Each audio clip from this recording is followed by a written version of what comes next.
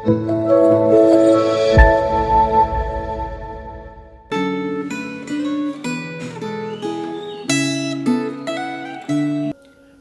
Bapak Ibu Saudara-saudara yang dikasihi oleh Tuhan. Senang sekali kita boleh bertemu dalam renungan Gema hari ini. Bagaimana kabar Bapak Ibu Saudara-saudara sekalian? Saya berdoa kita semua dalam keadaan yang baik dan sehat, serta di dalam perlindungan dan penyertaan Tuhan. Dan saya juga berdoa kita semakin bertumbuh di dalam pengenalan kita akan Kristus. Saya mengajak kita semua, kita berdoa terlebih dahulu sebelum kita membaca dan merenungkan firman Tuhan. Mari kita berdoa. Bapa di dalam surga, kami bersyukur kepadamu jikalau hari ini kami masih diberikan kesempatan untuk membaca dan merenungkan firman Tuhan. Mohon hikmat dan bijaksanamu yang boleh menuntun dan menyertai kami, sehingga pada waktu kami membaca dan merenungkan firman Tuhan, Engkau sendiri yang menopang kami, Engkau sendiri yang boleh memampukan kami untuk mengerti akan firman-Mu, dan juga Tuhan yang membantu kami untuk mengaplikasikan firman Tuhan yang kami renungkan ini di dalam setiap aspek kehidupan kami. Terima kasih ya Tuhan, berfirmanlah kepada kami. Kami siap untuk mendengarkan firman-Mu. Di dalam nama Tuhan Yesus, kami berdoa, kami mengucap syukur. Amin. Bapak Ibu Saudara-saudara yang dikasihi oleh Tuhan, hari ini kita akan merenungkan satu bagian firman Tuhan yang terambil di dalam Matius pasal yang ke-17. Saya akan membacakan di dalam ayat yang pertama dan ayat yang ke-9. Saya mengharapkan Bapak Ibu, Saudara-saudara sekalian dapat membacanya secara utuh di dalam Matius pasal yang ke-17 ini. Demikian firman Tuhan, Matius pasal 17 ayat yang pertama dan ayat yang ke-9. 6 hari kemudian, Yesus membawa Petrus, Yakobus, dan Yohanes saudaranya, dan bersama-sama dengan mereka, Ia naik ke sebuah gunung yang tinggi. Di situ mereka sendiri saja. Ayat yang ke-9, pada waktu mereka turun dari gunung itu, Yesus berpesan kepada mereka, "Jangan kamu menceritakan penglihatan itu kepada seorang pun, sebelum Anak Manusia dibangkitkan dari antara orang mati." Bapak Ibu Saudara-saudara yang dikasihi oleh Tuhan, kata pemuritan adalah sebuah kata yang tidak asing di telinga kita. Bahkan pemuritan merupakan sebuah program yang dilakukan oleh banyak gereja saat ini. Namun pertanyaannya adalah, bagaimana kita bisa mengembangkan pelayanan pemuritan ini secara efektif? Maka di sini gereja perlu belajar untuk memperhatikan bagaimana cara Tuhan Yesus di dalam melatih murid-muridnya. Tuhan Yesus dapat menggunakan metode pelatihan kepada murid-muridnya itu dengan berbagai macam cara. Misalnya Tuhan Yesus memberikan pelatihan kepada murid-muridnya itu di hadapan banyak orang.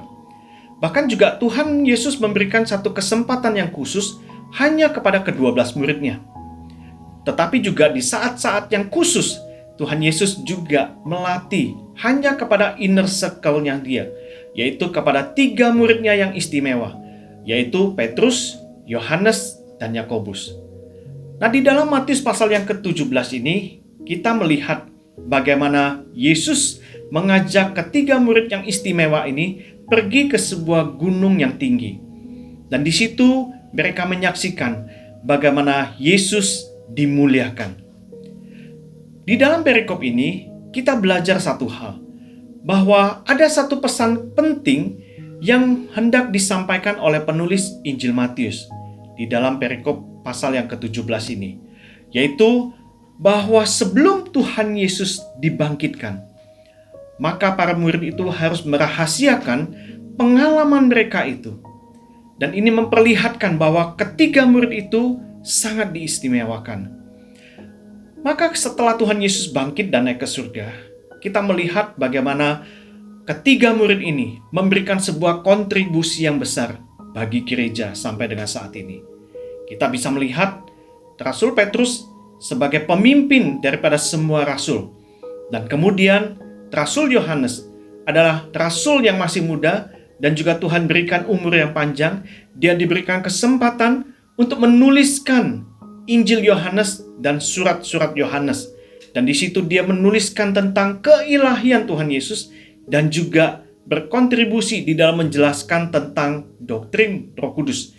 Dan juga kita bisa melihat bagaimana hidup daripada Yakobus sebagai seorang rasul yang mati syahid untuk yang pertama kalinya.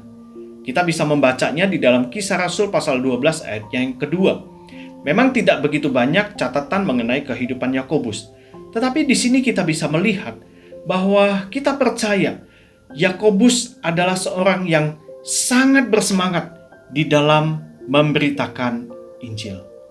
Bapak Ibu, saudara-saudara yang dikasihi oleh Tuhan, maka ketika kita sedang mengembangkan sebuah pelayanan pemuritan, maka pemuritan itu bukan hanya menuntut adanya waktu yang disediakan untuk berinteraksi saja.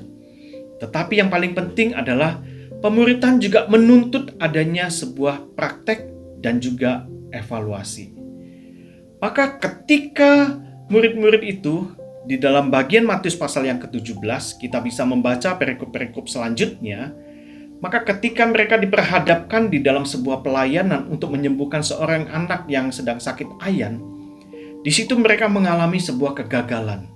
Mereka tidak mampu untuk menyembuhkan seorang anak yang sakit ayan tersebut. Maka disitulah Tuhan Yesus mengajarkan kepada murid-muridnya, memberikan masukan dan juga memberikan evaluasi kepada murid-muridnya, bahwa apa yang mereka lakukan di situ, murid-murid itu kurang percaya atau mereka tidak beriman. Disinilah Tuhan Yesus memberikan sebuah pengajaran tentang pentingnya pemuritan itu di dalam sebuah interaksi atau sebuah diskusi, dan itu sangat dibutuhkan bahwa setiap pelayanan-pelayanan yang diperhadapkan oleh setiap murid tentu adalah sesuatu yang bisa saja setiap masalah itu berbeda dan juga penanganannya juga berbeda. Oleh sebab itu, di dalam mereka melakukan sebuah pelayanan, mereka bisa belajar bagaimana beriman dengan sungguh-sungguh kepada Kristus. Dan di dalam perikop yang lainnya, mereka juga diperhadapkan bagaimana mengenai pajak bait Allah. Dan di situ Tuhan juga mengajarkan murid-murid bagaimana mereka harus mengambil sebuah keputusan yang tepat dan benar. Nah, Bapak Ibu saudara-saudara yang dikasihi oleh Tuhan, di dalam Matius pasal yang ke-17 ini setidaknya kita bisa belajar dua hal. Yang pertama, kita perlu belajar untuk mendoakan para pemimpin gereja kita supaya mereka bisa meluangkan waktu mereka secara khusus untuk memperhatikan dan juga melatih murid-murid Tuhan. Kelak merekalah yang akan melanjutkan pelayanan gereja tersebut. Dan yang kedua adalah bagi kita sendiri, apakah kita telah membuka diri kita, memberi diri kita untuk siap diproses menjadi murid Kristus. Biarlah kita siap untuk dibentuk, diproses di dalam proses pemuritan ini, sehingga kita boleh menjadi murid Kristus yang sejati, menjadi murid yang serupa dengan Kristus. Kiranya Tuhan memberkati kita sekalian. Mari kita berdoa. Bapa di dalam surga, kami bersyukur kepadamu untuk firman Tuhan yang telah kami renungkan. Ajarlah kami ya Tuhan, bahwa kami siap untuk dibentuk, diproses menjadi murid Kristus yang sejati. Kami tidak hanya menjadi penggemar daripada Tuhan Yesus, tetapi kami mau menjadi pengikut Kristus yang sejati. Bentuklah kami ya Tuhan, seturut dengan rencana dan kehendak-Mu, sehingga kami boleh dipakai Tuhan untuk menjadi saluran berkat bagi banyak orang. Terima kasih ya Tuhan. Dengarlah seru doa kami yang kami panjatkan hanya di dalam nama Tuhan Yesus Kristus. Kami berdoa dan kami mengucap syukur. Amin.